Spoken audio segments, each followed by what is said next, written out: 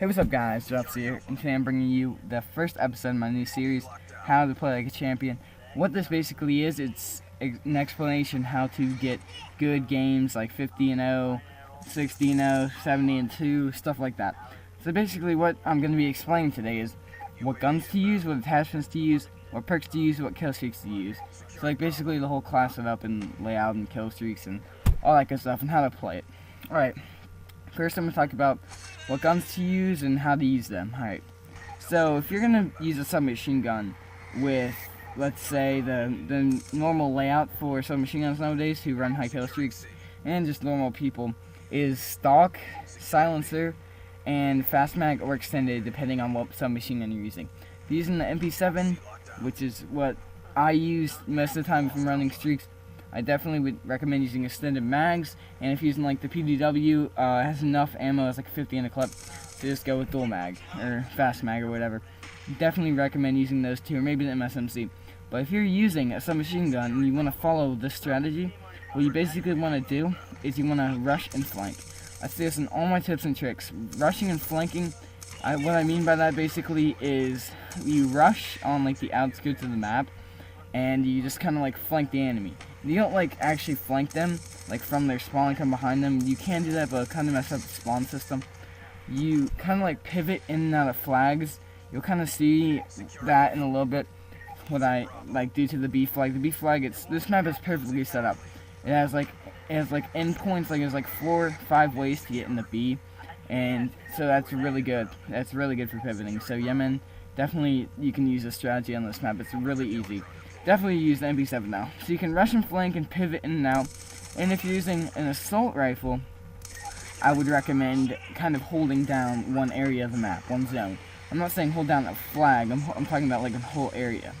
Like let's say my recommendations for assault rifles, MTAR, AN94, the FAL with select fire, and what is that thing called? Type 75 or 95, whatever. What you basically want to do is, like, let's say the B flag on Yemen, you could sit in like the middle little connector by the camping house thing, where my body is, and you could just sit in that connector and like kind of like go in that area and kind of watch the B flag and hold it down. That could get you a bunch of defender points, and it could get you a high kill streak. Just holding down the area is easy. You get plenty of people a game. Or you could just sit in one of the buildings. I'm not trying to promote camping. But if you just sit in one of the buildings, you could probably get a lot of people. I definitely recommend using Claymore though. That sounds weird. I never recommend Claymores. But sorry for this gameplay, by the way. It gets cut off at the end. It's actually 77-2, but it just shows me going 68-2 or 69-2. So that kind of sucks. But these are my 6 recommendations on what to use on the guns.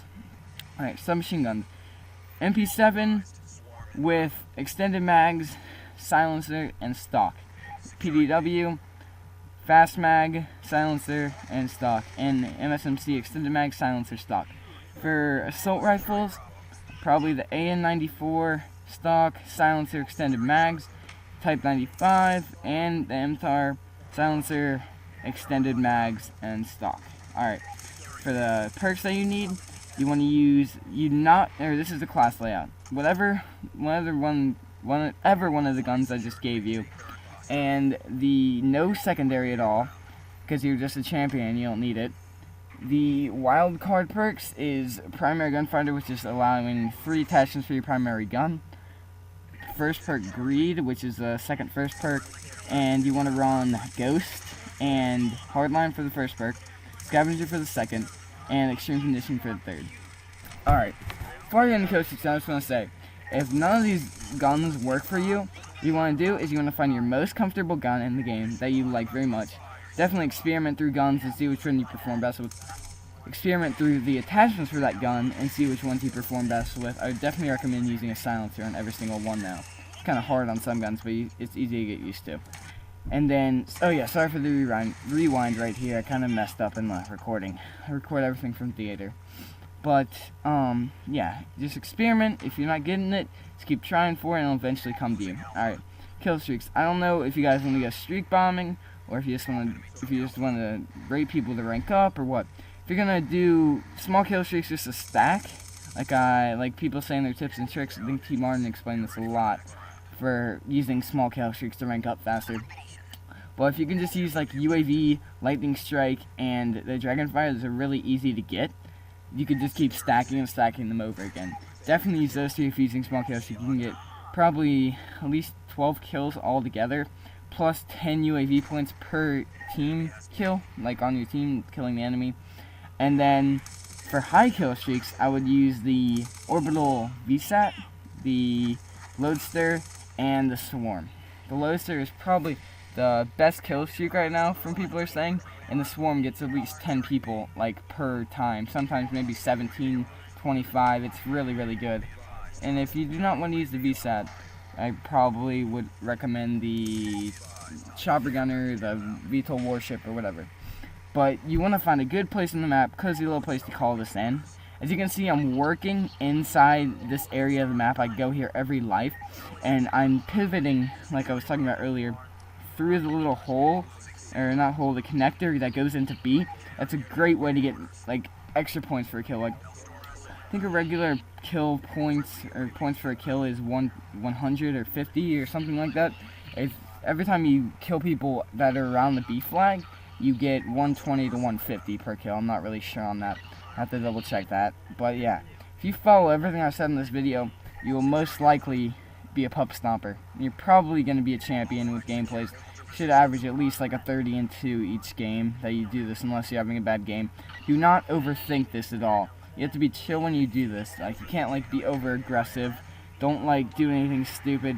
Oh yeah, I almost forgot. If you're going to capture a flag, and you have a team around you, like let's say I go for the C flag. I think I did this early in the video.